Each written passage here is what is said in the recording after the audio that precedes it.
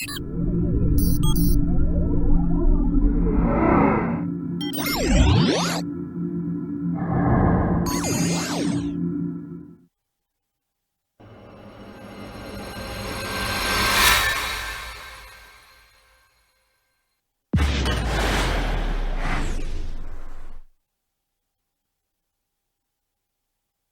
following content is not intended as a substitute for professional medical advice, diagnosis, or treatment.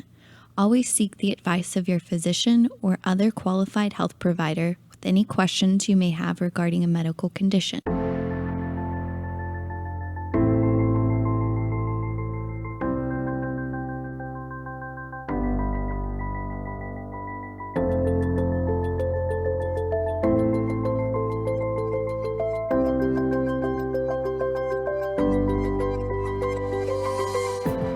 You're listening to the Everyday Therapy Podcast. I'm JC Rader. And I'm Julianne Schroeder. And we're therapists bringing you honest conversations around emotional wellness and self-development. Inspired by our personal experiences in therapy and because of our clients, we realize therapy has so much to offer both on and off the couch. Listen for tips and tools to navigate all the challenges that life throws your way. To give us feedback on topics and guests, or for more information on our community events, counseling, or online services, contact us at everydaytherapypodcast.com. Hello, and you can find us at whiterockcounseling.com. We offer online sessions as well as in-person psychotherapy sessions, also psychotherapeutic yoga. Me and Julianne are in the East Dallas area, so give us a shout if you have any questions about therapy, finding a therapist, anything. We are here to help. But let's jump into our topic today and meet our guest. We have a famous guest in the house, people, by the way. Not famous at all. Well, we beg to differ, but I'm going to brag on her for a little bit, and then she can tell a little bit more about her. But I am so excited and honored to have Whitney Stabile in his house here. I met Whitney back when I was a grad school intern, and so we worked at a local eating disorder treatment center together. And today we're going to talk about the Enneagram, and it's just so funny. Before I was really introduced to the Enneagram, I could totally see you as your one. I was like, she's got it all together, so organized. It's very apparent. Which is really nice. I'm just saying. It makes it easy to know your number. Not Yeah. all numbers are able to easily identify themselves. Yes. Yeah. But you're a true one. I am a true one. Yes. Anyways, Whitney, how about you go ahead and share a little bit about yourself and let people know how you got into the Enneagram, and we'll go from there. Okay. So I am a therapist in private practice, and I'm also the regional director of operations for Center for Discovery. Sorry, I just kicked you there. And in private practice, I see clients working with a lot of different issues, disordered eating, body image, women's issues, relationship issues. I really like to help people just with their relationships with themselves, their bodies, and others. That's kind of my little tagline. I love that. And I also use the Enneagram a lot in my sessions. Some people come to see me specifically because they know that I am very familiar with the Enneagram. And even if they don't come to see me for that, sometimes I am trying to figure out their numbers, just so that it can help me. Right. When you know a person's number, especially as their therapist, you already, like, just knowing that, you already have a list of growth opportunities for them, which is pretty cool. And it's one of the reasons why I love using the Enneagram in therapy. And then my job at Center for Discovery. So I'm the regional director of operations, like I said. And so that means I oversee all of the residential and outpatient facilities in Texas and Illinois. So you're a big deal. Apparently. Keep things organized. Apparently, I am a big deal. Yeah, whenever I first met you, just like a few minutes ago, you were like, yeah, I work at Center for Discovery. Like, no big deal. I didn't realize that, yes. Yeah. But yeah, how did you like tap into the Enneagram? Like, where did you first hear about it? So my mother-in-law is Suzanne Stabile, and so she is crazy. the godmother of the Enneagram. Godmother. The godmother. So I'm married to her son, Joel, and we've been married for over 2 years now. We're together for 3. And I had actually like heard of the Enneagram whenever I did my supervisor certification for my LPC. And we took one of the tests online, which you're not supposed to do, by the way. Why is that? Because tests test for behavior, where the Enneagram is about your internal motivations. So a lot of times tests are incorrect, whereas if you learn the tradition orally or like through a book and like talking with other people, you're able to identify your number more accurately that way, which is why Suzanne teaches it as an oral tradition to teach it that way. That's amazing. Yeah, I've taken so many tests and had friends take them, and it's always, very, like their number may be in there, but it does push people like different ways. Yeah. And sometimes incorrect ways. Yeah. Because people self-select what they want or don't want. Is that And I it? think sometimes it's kind of like based on what the numbers that they're choosing, the answers that they're choosing are based on like what's going on in their life at that time. You know, like our motivations play out in so many different ways in our lives. You know, like my motivation of wanting to be good and right and correct can look different on different days. So I think that's one of the reasons why it shows up as incorrect. So motivation is way more important than like the little behaviors that come out of it. Yes, because a lot of people can have the same behaviors for different motivations. That makes so much sense. So I know that you're too. She is too. Oh, wonderful. As well. I too. She is as well. So I just know, like, my motivation to do something for others might be because it's good and the right thing to do, or you guys' motivation to do something for someone else is because you want to be helpful, or you want to be loved. needed or loved. Yes. Want to be wanted. Just pay attention to Well, and sometimes, like, the right thing to do is to help someone that you love. And so, you know, they can look similar, but deep down, like when you really kind of move all the other stuff out of the way, they're different. Yeah, no, I love that about the Enneagram versus like the Myers-Briggs. Is it just, you know, from a therapeutic standpoint, we're always looking at what is the why, the motivation. And so, I think it's a distinguishing factor. Yeah. So I took the test with my supervisor certification, and we literally, like, it's printed out results, and then we literally did not talk about it in the like classroom setting with the person that was leading the training. And I thought that was interesting, and just like never thought about it again. And then I met Joel 2 years later, and he said, Can we talk about how you met? we can talk about how we met. Yes. we started to talk about this before we went live, and we're like, no, we need to use this raw material. We're going to use your how to meet story. How to meet, yes. So we met on Tinder. Okay, did he have his Enneagram like listed, his number in his profile? He did not. And, you know, this was a couple of years ago before the Enneagram was really big. You know, if you said, do you know the Enneagram to someone now, people would be like, yeah, I know it. And I know what my mom is, and I know what my dog is, and, you know, all kinds of things like that. It's so crazy. It's like really wild. Like my family in Paris, Texas, very small town, like not really, I don't know. It just doesn't seem like that's a big deal there. They all know what their Enneagram is. It's so wild. Yeah, now if you everybody knows. But very back then when we normalized. knew each other, or when we met each other, hardly anybody really, I mean, like in my circle at least, knew about it. So it wasn't listed on his profile. No, it was But not. what was it about his profile that made you swipe right? Well, he was cute. He's gonna Number hate one. that I said that.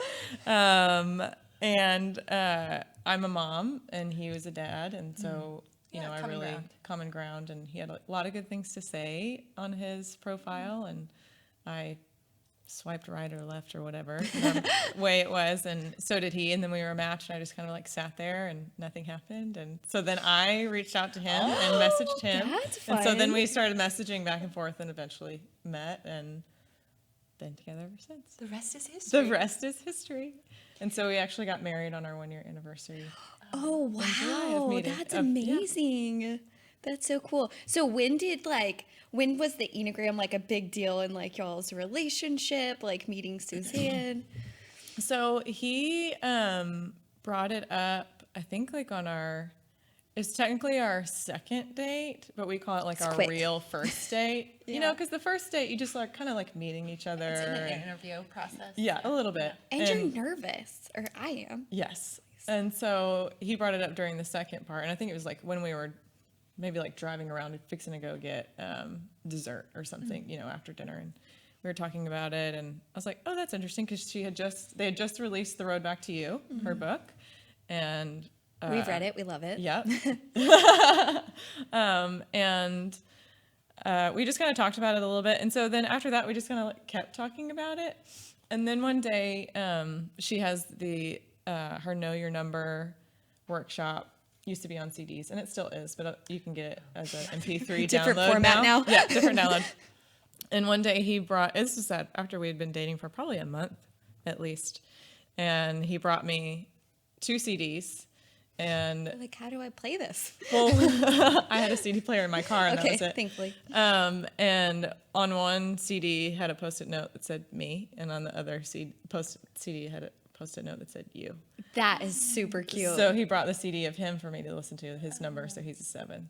And then I listened to the ones, and I just laughed my butt off the whole time because it was so accurate about who I was, especially when my son was 3 at the time, and I was trying to teach him chores and like how to make his bed and stuff like that, and I just could not let it be the way he made it. Like I had to go back and like straighten it out. And such a one. Yeah. There's a right way to do things. And she said that exact thing. Oh, and she gave that same example. Like that you can't, she was like, she said, ones like to go behind their kids and redo their chores for them. And I just started like in my car, obviously, just laughing She knows me so about well. how accurate it was about me. So that's really how we kind of got started with it. And we have been studying it together and kind of learning together. He obviously has known the Enneagram for a long time, but hadn't really done a lot of deep study and work on himself until right before we were together, and then also since we've been together. So we've learned a lot about each other and only helpful information. We talk often about the fact that we're doing so well right now is because we know the Enneagram and have like learned and practiced so many different things. And sometimes like if we're having, it's kind of interesting, we might be like having some trouble communicating in our marriage, and then we go to one of her workshops together, and then after that it's fine. Like, oh yeah, this is what how we you talk to do. each other. This is what I do. This is what you mean. This is what I mean. Yeah. This is what we need to do. Yeah, and then we just have a greater understanding of each other, and that's happened about 2 times at least, like where maybe we're just going through a rough patch and we go to one of her workshops or her teachings, or we listen to something together, and then all of a sudden it just clicks. Yeah. Wow. So deeper understanding of yourself and the other partner. And I guess, what else comes from that, like those workshops or the understanding? Do you think? Yeah, so the understanding brings about a lot of compassion, and because I understand his motivations and why he might be doing certain things or why he might not be doing certain things. So something to know about, well, 7s and 2s, if you don't already know. So 2s have no, sorry. You're good. 2s have no like intuitive access to thinking. So there's 3 dominant centers of intelligence: thinking, feeling, doing. So relate to that. I am like straight emotion. But like not even in your stress number do you have access to thinking. Your security number, you don't have access to thinking. There's no, like on either side of your, like your wings don't have dominant thinking. We're just big balls of emotions. Yeah. So Suzanne talks about how like if she wants to go to like productive thinking, she has to pack a bag. Like it takes a lot of effort, and she has to I love that. intentionally Pack a bag and go to thinking. And so for 7s, what we learned is that he has no intuitive access to feeling. So he has to pack a bag. So to he has to feel. pack a bag to feel, and it takes a lot of energy, and it's not a normal thing for him to do. And I'm a therapist sitting here wanting to talk and process through all of our feelings. And as a 1, 1s, 2s, and 6s verbally process things, as I'm sure y'all have experienced, especially with each other. Yes. We do well together. We want to verbally process, and I want to verbally process how I'm feeling, and I want to hear his feelings, and I want us to like really connect. And he's just like, okay, and then like he's Let's moved go on. have fun. Yeah. And so that was something that was really eye-opening for me to understand that it's really hard for him to do that. And I can't expect for him to be able to give that to me when he doesn't necessarily have that to give all the time. Okay. So it's not anything personal. It's just him. It's not personal, it's just him. Yeah. Yeah. That's something, that's a good way to put it. As a 1, I personalize a lot of things, and I have that inner critic. And so the inner critic attaches like to a lot of different stuff and then just like clicks on, and kind of runs rampant with what he says or what he didn't say, or, you know, how he's acting, and tries to like fill in holes about why he might be doing certain things, because I'm thinking repressed as well as you. So I like to fill in holes, and it doesn't always make sense, but in myself and with the inner critic, it makes sense. And like it feels like it's what's happening. But he's like, that's not what's going on here at all. And I actually like really love you and want to be with you, and you've made up this story about me. Like in your mind. That's so interesting. I feel like I'm learning so much about the Enneagram. Like, I feel like I know quite a bit. Like, I've read all of Susan's books and listened to their podcasts and everything. But I need to go to one of your workshops, apparently. You should. Yeah. Yeah. So that's a little bit about how I got introduced to Enneagram and how we use it. We use it all the time, especially like in our relationship with each other. I'm curious, do you ever like type each other or say, oh, that's such a 2 thing to do, or is you're being such a 1, and use it in a negative light? I don't. Or is it more constructive? It's more constructive. Okay. Like when, at least in our conversations good. about it. Yeah, I'm trying to think.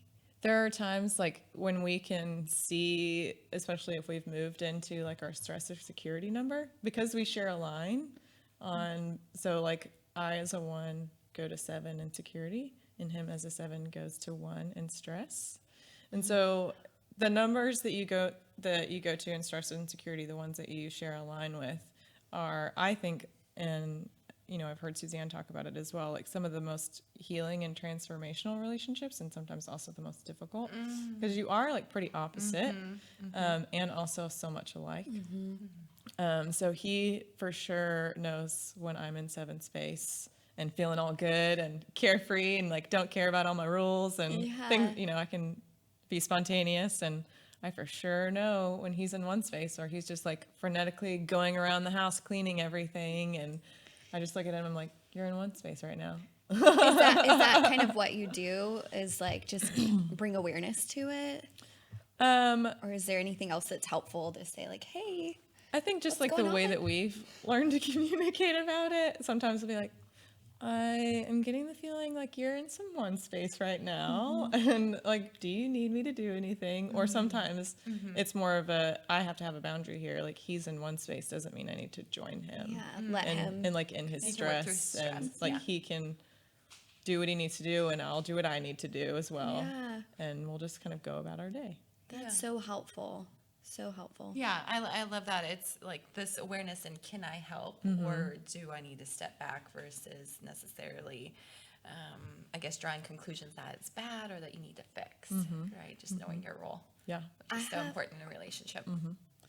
I have a friend, and she's my best friend, and her husband is like really pushes away the Enneagram because he feels like he's boxed into, you know, a number. Can you speak to like any myths or things that people just don't like about the Enneagram, or they fear about the Enneagram? Sure. So I know a lot of people feel like it's really kind of woo-woo. Yeah.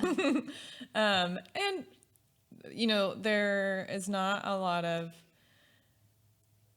let me back up. There's a lot of mystery kind of in the origins of the Enneagram, like where it came from, how it started, who came up with it. And some people think it's been around for hundreds of years. And it really just kind of started to become popular, you know, for us, like in the past couple of years, but really started gaining popularity more like in the 60s.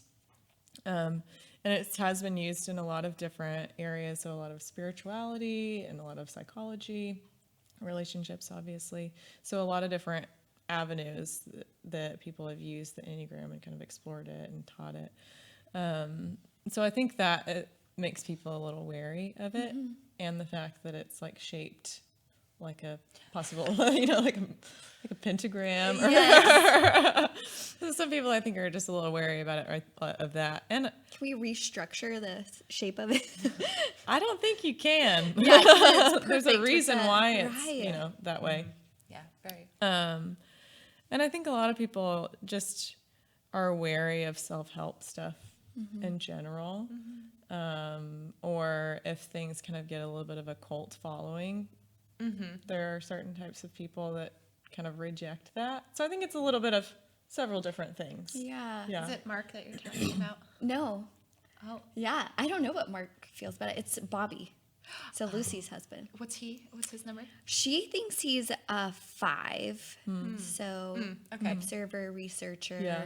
And 5s usually want to know all the information before they make a decision. So if he doesn't know a ton about it, like he's not going to buy into it. Buy or, into it. Yep. Yeah. kind of believe in it. Which yeah. I feel like it's a never-ending, information pit. Once you start reading about it, learning about it, I mean, it just feels never-ending. I have a friend that she texts me every once in a while, and she's like, "I just went into the Enneagram hole,"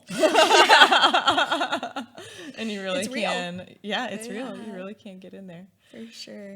But speaking about something else, kind of related to that, is that a lot of people feel like it boxes them in, and then that this is who they are. But the Suzanne, and I'll just preface that, like, everything that I know about the Enneagram, I've learned from Suzanne and their family.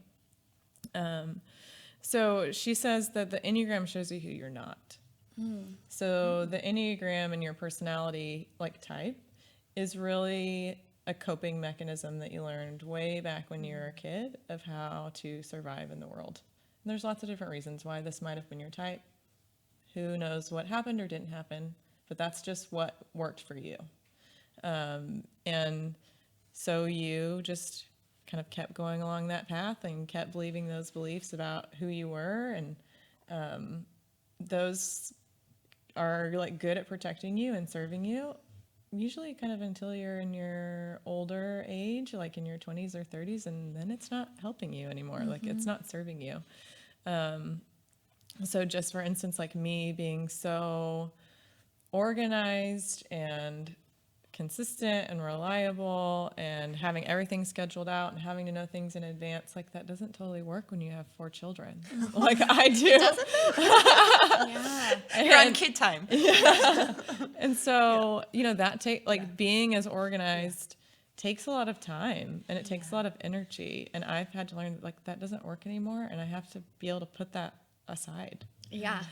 Because life is messy. Life with is kids. so messy. So, yeah. So messy and chaotic. I wish y'all could see her face if you're listening to this. She's not a huge fan of the mess. You've had to learn to embrace it. Oh, yes. I've definitely learned to embrace.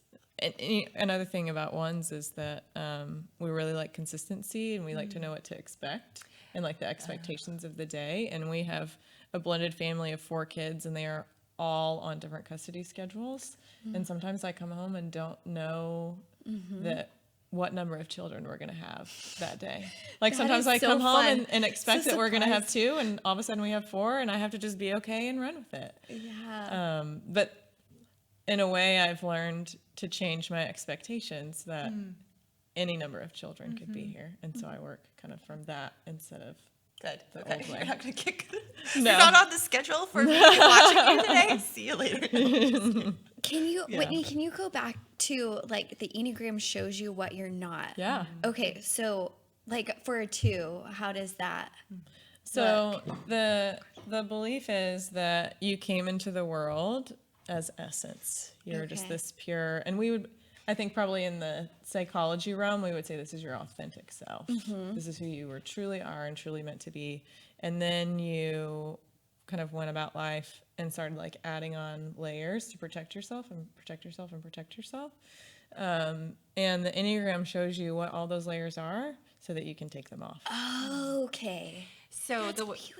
the way that I'm interpreting it is that it shows us that we don't need to earn, like, for 2s, we don't need to earn other people's approval through doing or helping. Yep. We just are as we are. Yeah. Okay. Yeah. Oh, man.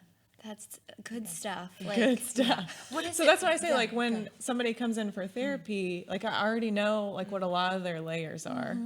And You can just sometimes click they're not into it. ready for that. Like, I have a client that, like, we looked at, she's a 1, and we looked at self-worth, and she was really good and insightful about where else she puts her self-worth. And we kind of also talked about where she might want to put them. And she's like, I'm not ready to leave these behind. And I said, okay. You know, Yeah. when you're ready, we'll talk about it. Meet her where she's at. Yeah. Yeah, Because some of those layers that we have are really protecting us. for sure. And it's hard to let go of the beliefs that we have about who we are and who other people are in the world and how it operates. Yeah, I think that's so helpful, like in just working with clients and in like being around my family members of not trying to like change or fix them. Yeah. That like if they're ready, they will be, but Yeah. maybe they kind of need that to Yeah. survive even Yeah. now. Yeah. So I feel like that's hard for a lot of my clients to realize about their family or friends or whatnot. Yeah. So that's good. I have a good kind of example about having compassion for somebody now that I know their number. So, and you were talking about family. My parents, you know, through me kind of being in the Stabile family, have started studying the Enneagram, and it's a little bit comical how 6-like my mom is, but she identifies as a 6. And 6s ask a lot of questions. And it's really because they want to feel secure in what's happening and want to know. And it's not that they don't trust you or what you're doing. 6s are also very worst case scenario thinkers. So when they come to you, they're probably only going to be talking about the negatives about what's happening or what you're doing or whatever your decision is. So I know that when I tell my mom, like, I'm making a change or I have a big decision, you know, whatever, and she comes to me with the negative stuff. Are you thinking about all this? All these things that could go wrong. Well, yeah, I'm thinking about it. But, you know, in high school and kind of early adulthood, I felt like she just didn't trust me. She didn't trust the decisions that I was making. And really it was that she was scared and cared about me. And so now when she comes to me with those things, I validate her concern and answer her questions. And like, I have a boundary now between her fear and what I'm doing, you know, for myself, and let her kind of feel her feelings and not need to take care of them for her or take on that she doesn't trust me or that I'm making a bad decision because she's coming to me with all of these worst case scenario things. So interesting because I haven't really thought about that, but it seems like the Enneagram for you has been really helpful in creating boundaries with people. Like, I know that this is what's going on for you. I don't need to question or not trust myself. Yeah. Oh, that's cool. Yeah, and I think knowing too, like what the person's motivation is, it helps with the not personalizing, which is such a it's such a trap in a relationship. Yeah. So I'm wondering, speaking of, if we can like start to hit all 9 numbers. All 9 numbers. I wonder if we should go from 9 down to 1. Yeah. Ooh, 9. Yeah. Or whatever you think. What's your whatever. preference? Let me see. Okay. Bop around. 9s. Some advice for 9s is that they need to show up. Show up. Okay. Say more about that. Sure. So I have a client who gives such great analogies, and she's a 9, and she said one time that sometimes in her life she is like playing from the bench. So they're there and they're present, but they're not like actively engaged in what's going on. Yeah, because a 9 goes to a 3 in health, right? So that they're like really engaged and doing, I guess. So, and that looks like in a relationship, they could just kind of be passive. They could be passive or not engaging in a discussion. They might just be listening, and sometimes when they're listening, they're actually not listening. Ouch. Emily, I see you. That's my sister. I love her dearly. And because they're so conflict avoidant, sometimes it's just like this internal shutdown so that they can keep that internal peace that's happening inside of them. So participate. And make room for conflict. Yes. Yeah. Okay. And for, I don't know if I'll be able to do this off the top of my head for all 9 numbers, but something for somebody in a relationship with a 9 is to allow them space to make a decision. Oh gosh. Okay, so no helicopter parents, right? Well, it's also like, don't always allow them to merge with you, because nines merge with you and what your decision is. Our best friend Whitney, she used to be on our podcast. She's a 9, and she's so good about merging, and it's so fun when she's making decisions with you, but it's so hard for her to make decisions on her own. So it might be that y'all are going to go out to eat. It's like, okay, you get to choose. What do you want? And she's like, I'm good with whatever y'all want to do. It's like, no. No. We'll sit here. We'll sit here. You make a decision. And a lot of people in relationships like the fact that the 9 merges with them, but that doesn't always mean that the 9 gets their needs met. No, it'll come out later on. It will come out later on. Yeah. All right, 8. Eights. What do they need What to should I hear? say about 8s? Be mindful of your energy in the room. Because, a lot of 8s do take up a lot of energy and space in the room. And I don't think they necessarily are always aware of that. So being able to create space for other people in the room. Yeah, because they're kind of bigger in presence, louder. Louder. They're leaders. That's Yeah. sometimes we need that, Yeah. but also kind of giving space for somebody else. Yeah. And I think they also take on leadership roles maybe when like they're just like feeling they're like, okay, a leadership role needs to happen, I can do that. When maybe it's more therapeutic or helpful, transformational for them to let someone else lead. Yeah. I can totally see that. And for people in relationships with 8s, 8s want you to go toe to toe with them. Okay, let's have conflict. Like healthy confrontation. Yeah, which is really hard, I think, for people because 8s are so powerful. They can be really intimidating. And so people have a hard time going toe to toe, but 8s really will respect that. They sometimes see like the laying down in the face of conflict as, they're not going to respect you, but if you go toe to toe with them and kind of meet them, which is really hard for a lot of numbers to do. Oh, yeah. That they will respect you more. So brush up on your assertiveness, communication, and confrontation skills. Yeah. Yeah. For 1s, if you are a 1, we are very hard on each other, or we're very hard on the people that we're in relationships with. I have, I'm a 1 myself and know that I can be hard on the people that I'm in relationship with, especially like my husband and my children. The ones closest to you. The ones closest to me. And this is really a mirror for myself, but I have a lot of clients who have like 1 parents or 1 spouses, and the things that I hear from them, I'm just like, oh, it like makes my skin, makes me so uncomfortable. I did that last night. Because they're like, they're showing me what is happening in my own life.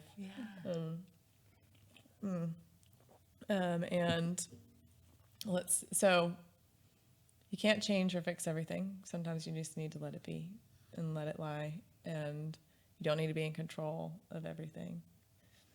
So being mindful of that. If you are in relationship with a 1, allow them to talk and verbally process what's going on inside of them. Sometimes they just need to get it out into the universe, and that's all they need. Okay. That's like good enough. Like nothing needs to be done. Yeah.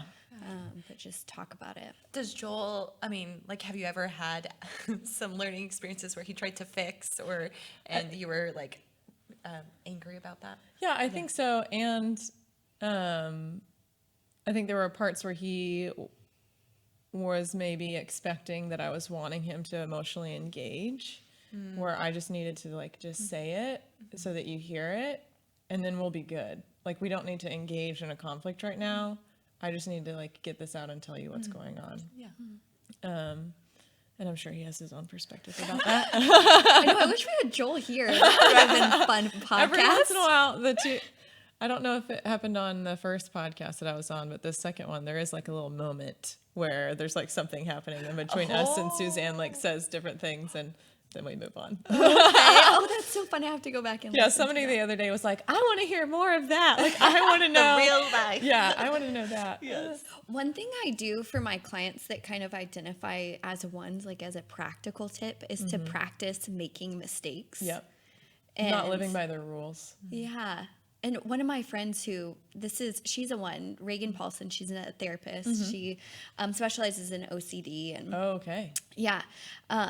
And so her thing was practicing mistakes. She'd go to the grocery store, grab a bunch of peanut butter, carry it around, and ask people, do you need this peanut butter? Which is so weird and random, but it really feels like shame. It sounds awful. Yeah. Honestly.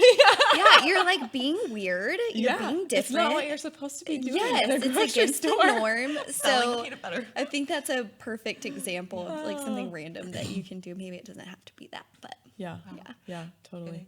And I love as a one that you decided to hop around from an 8 to a 1. So where should we go next? Oh, I did. No. Okay. We were going backwards. That's okay. Oh, Look at you Well, or- practicing making mistakes. we can pop around. sorry. No, you're fine. Gotta look at So, these. Because I usually, when Suzanne teaches, she starts at 8s and she goes 8, 9, 1. So I think I was just thinking of like yeah. doing the triads. Yeah. she does Oh, the well, no, triads. no. So we can go to 2 if that's So, okay. well, That's what the way my is brain that? works. What is that triad? So 891. 8, 9, 1 is the like gut triad. Okay. So there's a lot of doing. So their dominant center of intelligence is doing. So that's why like 8s and 1s, we're doing all the time. And 9s are not doing. 9s have Sorry. an interesting relationship with doing because they are doing repressed and doing dominant. Okay. So the inner triangle, the 3, 6, 9, they all have the same repressed and dominant center. It's a little confusing. Yes. So- that's where you need a workshop. Yes, Yeah. that's get where back you need to to that workshop. The one little like snippet of information that I can give is that 9s are doing all the time and not the things they need to be doing. That's so true. They can get very distracted and like do things to put off doing other things. Whitney loves researching and buying throw pillows. I feel like that's a perfect example of our 9 friend. Yeah. So. Yeah. So that's what the gut triad is dominant doing. Okay. Yeah. 2s, practice saying no. Oh, yeah. Yeah. It's so not a gut reaction. Like, yes is like immediate. Yeah. Boundaries are really hard for 2s. I've had a couple of like employees that were 2s and just really encouraging them to like take care of themselves and do what they needed to do. And if they needed to say no, they had permission to say no. Yeah. That's good for like a partner to know that like you can say no about things because that is super hard in a relationship. You want to please them. Yeah. And I mean, it's their work to say no. And perhaps if you're in a partnership with them, maybe sometimes like you just back off asking. Yeah. Giving them permission. Yeah. Another thing for 2s is to let other people take care of themselves. If you are robbing them of the, So hard. but it's one of those things that they're not going to learn how to take care of themselves, and they're not going to learn to do certain things, or if you're constantly doing it for them. Right. Yeah. Yeah. Like letting go of control, different way than a 1, but absolutely. Yeah. It's really freeing too. Like, I mean, I feel like it's natural, like habit for me to take care of others. But whenever I can step back from that and like be like, they're okay. Yeah. Then I don't know, I just feel more relaxed. Yeah. And like, I don't know, I can be more present, I guess, to Yeah. relationship. 3s have a tendency to sacrifice their relationship sometimes for their work. So they need to have boundaries around work and being intentional about being invested in their relationships. Yeah, that hits home. Do you have a 3 in your life? I have a 3 in my life currently, and I have a 3 wing, which Sure. tapered, but Yeah. yeah. And our best friend, everybody's my best friend, but Noelle, She's our best friends with everyone, even people in the elevators or at the grocery stores. My best friend I met today, her name's Noelle, and she has really practiced that. She had a baby. She's, I think, 9 months old now, Lily. And so, but she has a yoga school she teaches. She's a psychotherapist. She's like hosting my bachelorette and bridal shower and all these different things. Yeah. And so, yeah, like really like being present. She's talked about that with her husband and family. Yeah. If you are in a relationship with a 3, my kind of suggestion is to talk with them about who they really want to be in that, like how they can be their authentic self in that space. So I have a friend, and it's a couple. The wife is a 2 and the husband is a 3. And she talked to me about how, because her husband is this very accomplished lawyer, and he comes to the Enneagram. We were in the Enneagram cohort together with Suzanne. And he always kind of wears like a quirky piece of clothing every time. And I was like, has he always been like that? And she said, no, because he used to always dress how everybody else wanted him to dress or how he was supposed to dress. Now he's living And himself. so now he tries to have like even if it's like little, like a pocket square or socks or something like that, that is him. Yeah. Oh, that's so cool. So finding something, like encouraging your 3 to find a piece of themselves and be that every day. Okay. And is that like without doing like so much, like that kind of helps them like less doing, or is that separate? I'm going to say I don't know. Okay. Yeah. Yeah. But 3s really have a hard time even knowing who they are. That's why the thing that they struggle with, the word that they say is deceit, and it's really deceiving themselves into that they really are this persona that they've created, but that's not who they are. Yeah. Because they can switch so easily and be whoever they need to be in any situation to be successful. Yeah. Gosh, like talking about the 3 in that way, like, I don't know, that feels like they're so deep, and on the surface they can look so like surface level. So that's cool to hear. And 3s need to figure out what they want in a relationship, huh? Probably. Yeah. Okay. Anyways, moving on. See, this is what I'm talking about. This happened in the podcast with me and Joel, and we're like, okay, enough with our stuff. All right, continuing on. 4s, 4s are on my line. So 1s go to 4 in stress. So I really like being around 4s, and there's something about 4s that my oneness like has a little bit of discomfort about. I think it's because 1s are so emotionally contained, and we're like constantly measuring ourselves in our presentation, where 4s are just out, who they are out in the world, big with their emotions. And so I have a ton of 4 friends, and I think that is because I can be whoever I need to be, or not need, but like whoever I am in that moment emotionally, and not have to cover it up or measure it or contain it. It's safer. It's safer. Yeah. So 4s, I would say that, if they're having a negative feeling and they're just talking about it, that doesn't mean that you need to fix it, or that you need to offer any suggestions, or that you need to encourage them to feel a different way about it.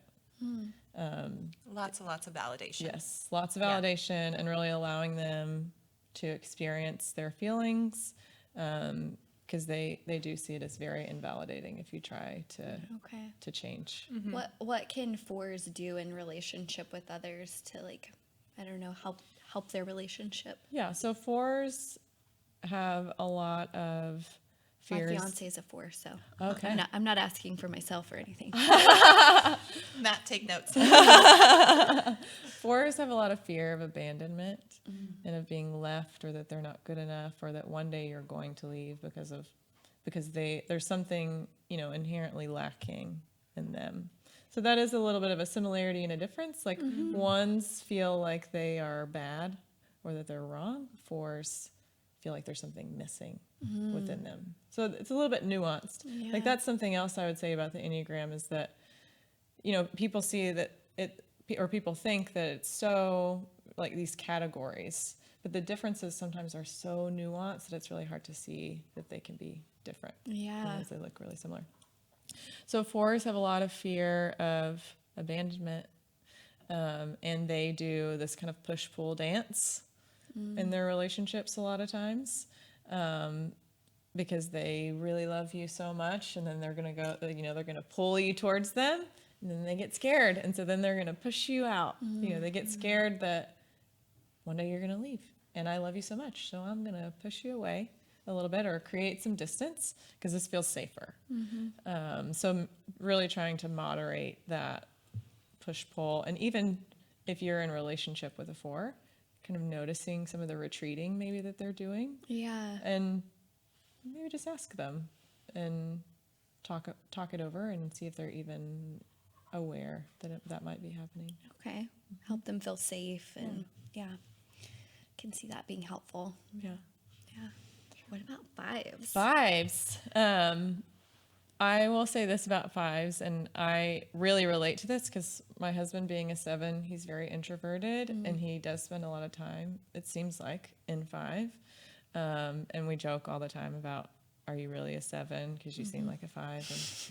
And, You're being such a 5 right now. You're being such a 5 right now, but 5s really need a lot of their own space and like time kind of alone.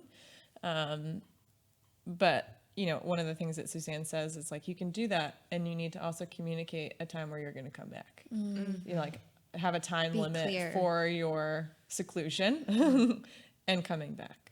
Okay. So, and that would like give, especially too, or A lot of anxiety. somebody who's more emotional, more security. Yeah.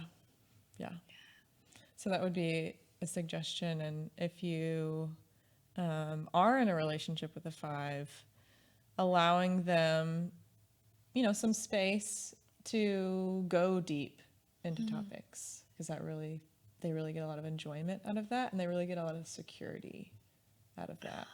That's so Bobby too, my friend's husband. Like he really needs space he's like very existential and philosophical, and Lucy's not as much. She's more like, she's too like me. Like, let's talk about fun stuff. And so she really does a good job of letting him kind of explore that with her. Yeah. 6s. So I would say kind of like the thing that I said about my mom. If a 6 is coming to you with all these kind of worst case scenario questions, or having a very pessimistic view about what's happening or what's going on, that is more about that they care about you, and not that they don't trust you. Yes, that would be important to remember. Yeah. I can see that. And for 6s, 1s, 2s, and 6s do this, but because that's more about stances, so that's a longer conversation. Okay. But just Gotta get into these workshops. Yes. 1s, 2s, and 6s do chaining, and so that is attaching new grievances to old resentments. Ooh. Okay. So Break that down. We just have a couple minutes, so real short. So it's like, I'm upset with you for leaving all the cabinet doors open, and I'm also pissed about this that happened on Saturday, and this thing that happened 3 months ago, and also this thing that happened a year ago, and then you're just like spewing at them all of this stuff. And when really only what is happening right now is that they left the cabinet doors open. Yes. Yeah. Conflict this week with my fiance. Exactly what happened. Now we know what happened. Yeah. So that would be a recommendation for 6s. So 7s, sweet 7s. I love my 7. 7s need a lot of freedom.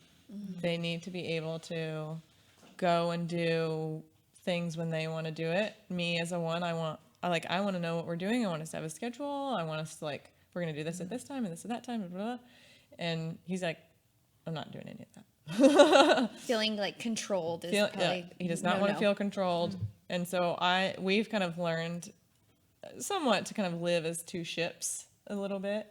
Not that we're not connected or that we aren't interacting with each other, but he has his life and he's in control of his life, and I'm in control of mine, and he lets me be in control of mine, and I let him be in control of his. Well, and that probably gives him safety to connect to you.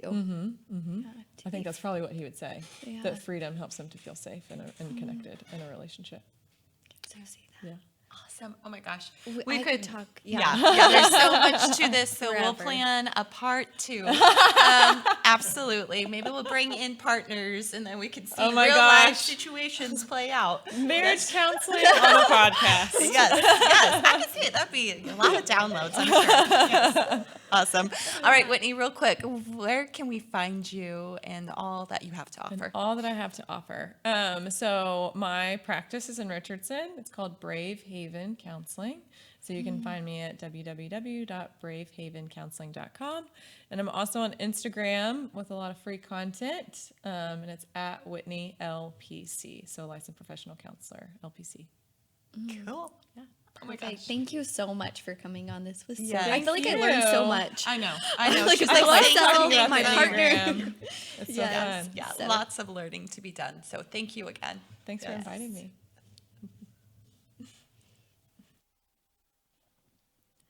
Thank you so much for listening to the Everyday Therapy Podcast. Don't forget to rate and review us on iTunes and share with your friends. It really helps us reach more people. We might only record once a week, but we're with you every day.